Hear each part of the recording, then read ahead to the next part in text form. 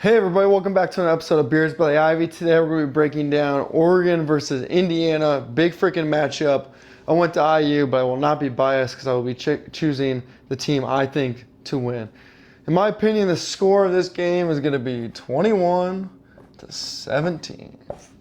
That's the score of the game. All right, let's talk about the way I like to do these videos. I usually like to show a little bit of film, show a little bit of X's and O's, and then I just talk about coach versus coach, quarterback versus quarterback. Because usually if I get this matrix right, I can predict the actual winner of the game, okay? Let's just jump right into it, all right? I got a Cubs game in about an hour. We got to win this game against the Padres. If not, it's going to be flat out embarrassing season. So I got to lock in there. I already locked in here. Let's lock in. Everyone lock in. Everyone should be locked in. Everyone lock in. All right, let's lock in. Okay, Cignetti versus Dan Lanning, okay? Here's my one thing with Cignetti. I never felt like he really coached up the offensive line to handle blitz packages well, specifically in the pass game. Okay, Dan Lanning, I don't really see a flaw in his coaching. The only thing is sometimes he's too aggressive, right? He's too much of a gambler. I think that's hurt him in the past. I think that's why some of his teams haven't gone as far as they should have gone.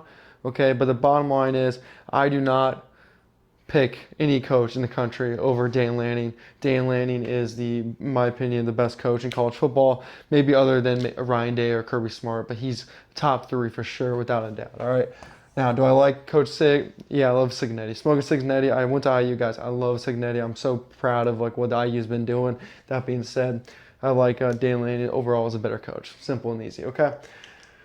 Here we go. Mendoza versus Dante Moore. Dante Moore is the best quarterback in America. Dante Moore is lethal. Dante Moore has an accuracy, extremely good accuracy. He's very competitive. He moves well in the pocket. The systematic offense approach the offensive line for Oregon takes is they really give him a clean, wide pocket, and then you'll see he just kind of dances in the zone, finds a receiver open. He can hit a receiver on every single level, right in the money, no matter where it is, sideline, you name it, it doesn't freaking matter. Okay, Dante Moore right now is my Heisman Trophy winner. We'll see how he proceeds. Obviously, it's a big game, but yeah, Dante Moore, ridiculously competitive. Another thing too is he'll step up in the pocket, scramble a little bit, find someone downfield. He does run the ball, not like incredibly well, but he definitely can run the ball. Okay. Love Dante Moore. Mendoza. Wow, Mendoza's really grown on America. Mendoza, what's Mendoza's main strength? Just running the offense.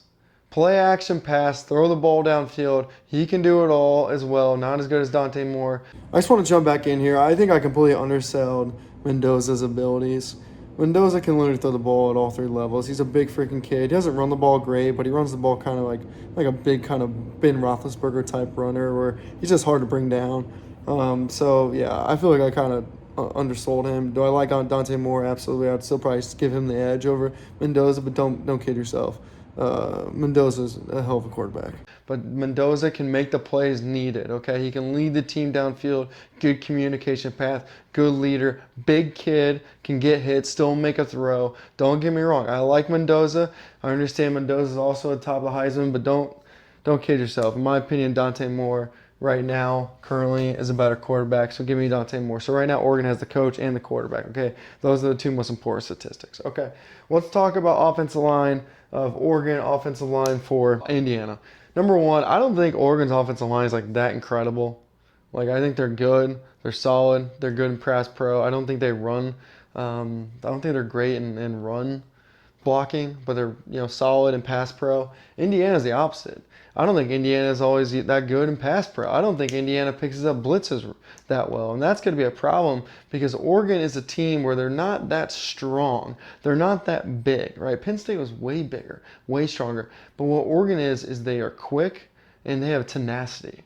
Okay, and that's the scary thing because Oregon's going to throw some blitz packages at Indiana's offensive line on the pass game, and that's what I'm concerned about is can IU communicate well enough at the offensive line? Can Mendoza call out the blitzes correctly? Can the center call out who's got who? And they understand when these stunts come, can they pick up the blitz? That's my big fear, okay? That being said, I think IU's offensive line for the run game should just freaking destroy Oregon. I mean, that's how IU can win this football game is that they just run the damn ball. It's the same thing against against Illinois. IU has to decide, we are going to play strong, old school football. If they can do that, I like it. So I will take IU's offensive line is a better offensive line, but just know I'm worried about their blitz packages and their pickup. Defensive line. Right now, to me, this is an absolute wash. Once again, I think Oregon's defensive line doesn't handle the run game that well, which is kind of funny because you would think that Penn State would have ran the ball more on them, but I still just don't trust their run game that much based on what I see. IU's defensive line, they're bigger, but they don't have the same tenacity with the passing attack. So I think this is an absolute wash. Okay, now we get into best on best, which is like the best player of Oregon, not name a quarterback. The best player of IU, not name a quarterback. The best player on the football field, minus Dante Moore, will be Cooper, and this was IU's receiver. Okay, this dude's lethal. He's like a Debo Samuel. He really is, man. When he gets the ball in space, he is a freaking ferocious. He's competitive. He doesn't go down easy. He gets freaking extra yards. He understands how to get under cornerbacks and safeties and catch the ball, then explode. He's got that like quick little 5-yard burst. He's tough as nails. All right, Sadek.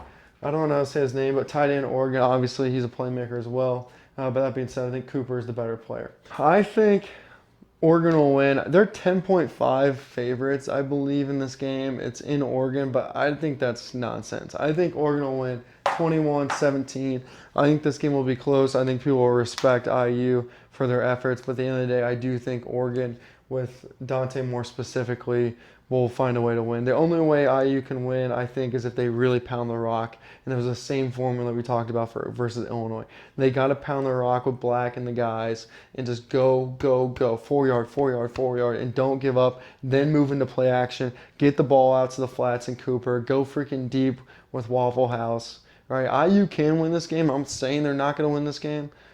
IU can win this game. I'm not saying it's impossible for Indiana to win this game, but I do like Oregon because I think this is an interesting matchup because I think you will see IU looks a little bit slower on the football field. Okay, and the slower can work if you're working together on the block scheme and really running the ball. But that being said, I just like Oregon. I like Dan Laney, and I like their tenacity.